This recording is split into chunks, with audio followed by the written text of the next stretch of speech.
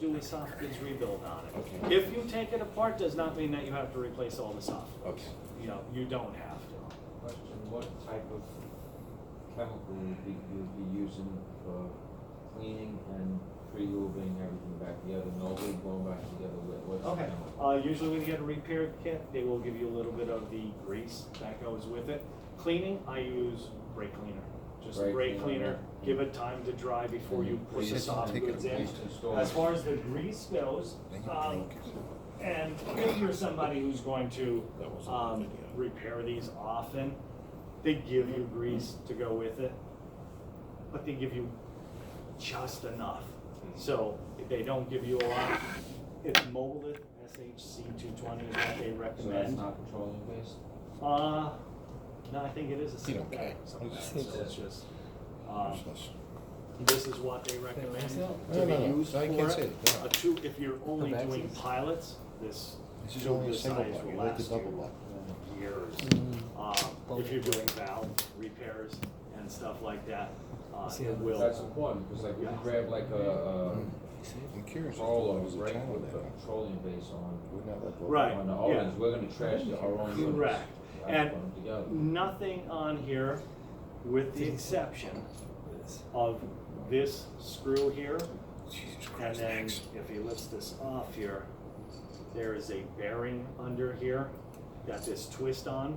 Okay. So this is actually greased pretty lightly. This is the only part where I will put a liberal amount of grease on that, make sure I pack that bearing. Because this is the side that's getting the most flex. This is the side that's moving up and down. It's important not to. You not do part of the not rebuild kit. wanna put It's a little spacer. grease on anything, and this is Not to throw static. that out. Pressure. The pressure going through here is flowing gas, right? You're sending gas out or you're venting gas back.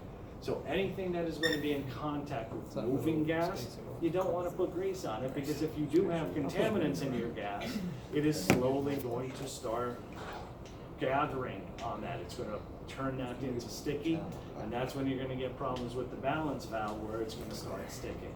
So as he's putting them back together, So the biggest part of a You can ask. successful rebuild is actually Yeah, cleanliness. you ask. absolutely. More than You're an anything engineer. else. When you're putting stuff back together, all these little O-rings in there, I just take a little bit of the grease, put it on my finger, grab the O-ring, just rub it there, just get a light coating on there. I put a little dab on all the threads, just so when the nut goes on, it makes sure that it's going on smooth, and it'll come back off smooth when I come back to it 5 years from now or whenever. So just a light film on the balance valve, you'll see there's a little O-ring, and it comes with the O-ring on it, and then there is that cap that goes around the top. Again, just a light film around it, so when he's going to put it back in, Just enough. it'll slide in a little bit easier. But again, on the top of that, where the gas is flowing, I don't want any gobs of grease on there, because again, it will, Collect. yeah, it'll collect, and it's eventually going to stop your thing from working the way it should. Ken, there's a little channel on the bottom of the balance valve. Do we know what? That's for the venting. I think that's the part that'll vent it off to Okay. the vent area. Because if you look in here, you have your balance valves, and then you have a vent chamber that goes out to the vent chamber. Okay, and then it'll be that Exactly little. where everything goes and how it redirects on the inside. Yeah, yeah. Is there a direction that it has to face though? No. Okay. You're not worried about, oh, Where I that have lines to line up, that yeah. up or anything. No, as long as it does goes not. into the chamber. Yep. Did you send the whole thing around there?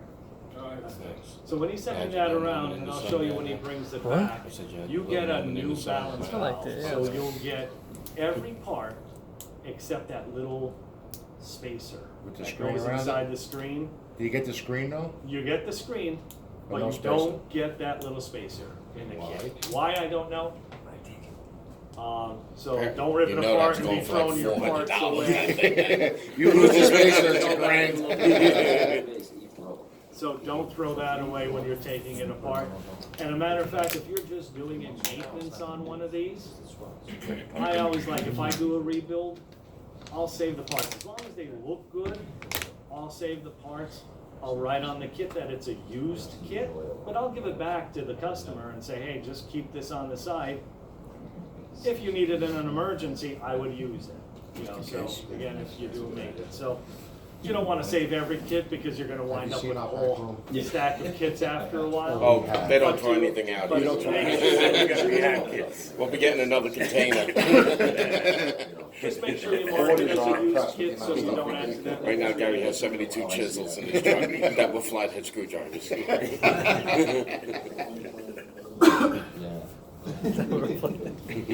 He's sharpening razor blades. Okay, that's how cheap we've got him. On overtime. Standby time. That's it. Okay, so Rob got this all apart and he got it all clean. Wonderful job, Rob. And he's going to be putting it back together. There are, again, this is going to be an extremely important step that you never want to forget to do, and that's why it's important. If you haven't done it, follow the manual because it will give you a reminder. And it is when we are putting this back together, you want to center the diaphragms. If you do not center the diaphragm, you're going to introduce friction into the pilot, and that'll cause your pilot to work erratically. So what they're looking to make sure, so when he puts this back together, you can see even this one has the post on it, and these posts are going to go into there. And as this is working, this is, you know, kind of moving up and down to actuate your balance valves or your seat pedals. Travel, right? Yeah, so what happens is, if you look in there, you can see there is play on it. That moves from side to side. We don't want it off to one side or the other because we don't want that friction that it'll introduce. Because what will happen is the pilot might say, oh, okay, I gotta move, and it's getting pressure to move down, say, and it's just grabbed up on the side, and you got that friction, and then all of a sudden it's gonna move, and now it's gonna send your gauge going one way you didn't want it to go. So when he's putting this back together, you're gonna wanna take and center the diaphragm, and the way you're gonna do that is you're just gonna take your diaphragm, after you get it all back together, you'd have both sides done, and I'm gonna do it on the opposite side. So if it was, well, it doesn't go that Why way. can't we just slide sleeves over them and pull the sleeves when they're done? Well, what do you mean from the sleeve You see over? the piece of metal on the other side? Yeah. Just put like straws with sleeves. And then- What would happen is when you, and you'll see when Rob is gonna get this back together, where you still have to make sure, it has to be completely, this diaphragm You is can't going to access be, them to remove yeah, them, which it's is- going to be, you're gonna have your other diaphragm here, it's gonna be all So nutted in. won't- So, I'm just doing this because it's the diaphragm I have, but you would just draw a little circle on your diaphragm, a little mark on your diaphragm, and then you're just gonna turn this to one extreme, where that mark is, put a mark on the body. Turn it to the other extreme, again, where the mark is, put a mark on the body, and then what you're gonna do is just put that mark in between, because now I know I'm not at one extreme or the other. Rob will show you when he's going to put this back together. I did it on the bottom, and I always see marks on the bottom when I do this. I don't want to put it on the bottom, because when I go to put this back in, I want to do it on this diaphragm here, because when I'm putting this back in, if my screws aren't lined up, I'm gonna twist it. And if I twist it, I might twist my diaphragm. My mark's on the bottom, I have no way to see if it's still centered. So that's why I wanna make sure I see this diaphragm, because once I put it in, I can see my mark is centered. And then what I'm gonna do is I'm gonna bolt this together. Once I bolt this together down here, we're going to pinch the diaphragm, because you can see this one has the grooves right here. We're just gonna squeeze that diaphragm together. And now as I continue to put everything together, that diaphragm's locked in place, it's not gonna twist. You could put, if you bolt in the bottom first, you could put some, No, don't forget, I have my other diaphragm here.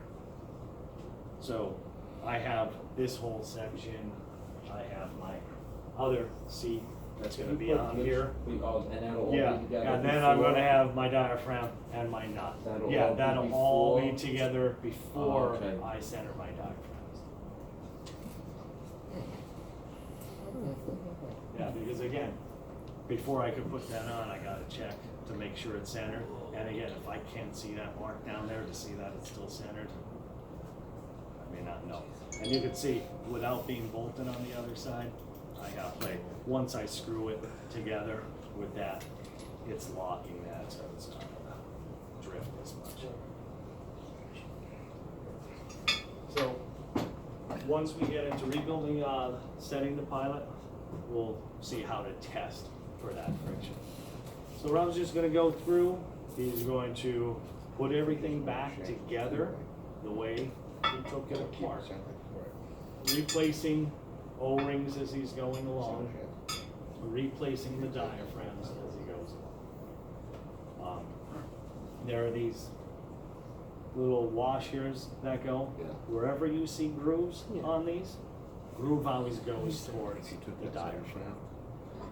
And you can see on the diaphragms, you can see how it imprinted those grooves onto there, so you know the grooves are onto the diaphragm. So while Rob is putting that together, As opposed to the smart switch. As Yeah. opposed to sitting there and trying to slopping it in. Well, no, you can do it on the top.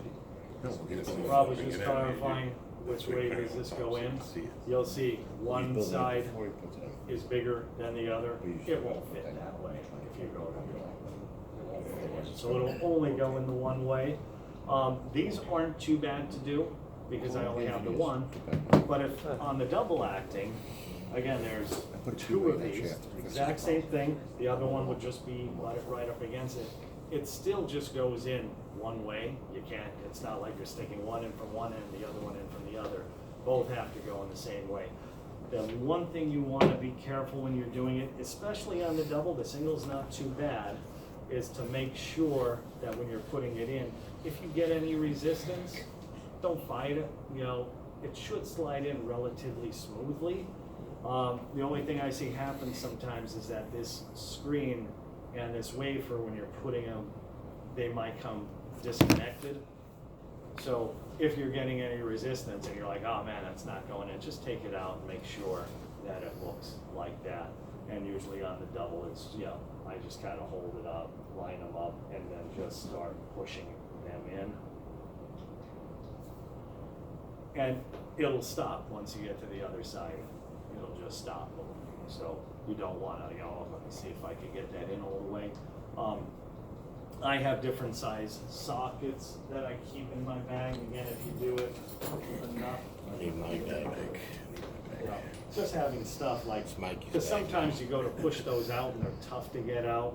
I just have stuff where I can kind of push it in. I have a socket, you know, that'll just push right through to make it easier to get these off. So just little tricks. You don't want to use anything point or anything that's going to damage that, but to be able to just push things through. We can always give Johnny a 5-pound hammer. I'll get it. There you go. Johnny will get it out. All right, speaking of a 5-pound hammer, another issue I've had Oh, in the really know past. me. Looks like a hot segue. Another issue I've had in the past is, especially if it's been out in the field a while, these diaphragms will fuse onto there. They'll like bond onto there like glue. So if you have one where it is really just sticking, just have a pick. Just start around the edge. Just go around slowly. Eventually it'll just start pulling off, okay? But it does bond onto there sometimes. Sometimes you'll take it off and you'll see it leaves a black residue around here. Try to clean that off as much as you can. Without something abrasive though, it's impossible. So if you have that little bit of residue that's left in the grooves, don't worry about it. Just make sure you have nothing raised on it, but yeah, you'll see it'll actually stain that. But it does become just like glue sometimes. I've had the one, again, learning the hard way, where I got to take this top section off, and I got all those bolts off, and I could not get that top section off. You know, we're trying, we couldn't get it off. It was Dan, one of the other guys, and myself. So I get a dent blow hammer, because I don't want to dent this, of course, and I start hitting on it, and it didn't come off. We get a big dent blow hammer, and we're wailing on this thing. And finally, it gave way. Sent the top flying across the trailer, and it was all that diaphragm. grabbing onto it. So I saw the guy from the factory said, no, an easier way to do it would have been just to use physics. If you have it, I know there's a diaphragm here and a diaphragm there. He said, just take this vent plug out, put like a hex nipple in, just a 1/4 inch nipple, maybe 6 inches long, and then just tap it on the end and it'll pop right out. Ever since I've done it, every time I do that, I have one that's hard to take, just put a nipple in there, give it a little moderate hit to give it that fulcrum up and it pops right out. So you don't have Well, to you beat can it. put 3,000 pounds in it. Moderate, Johnny. Moderate hit. Never. Are they picking any? Oh, he's Who a they killer. picking up? It's nicknamed Johnny Hammer. And he has an ice pick. He's not afraid to use it. Okay. All right, let's get this set up here. Guys. Now we're gonna set it. So, you get Set this it and all forget it. put back together. Whenever you rebuild a pile, you're going to be required to do a new setting on it. You gotta set it and Recording set it, that's the good part.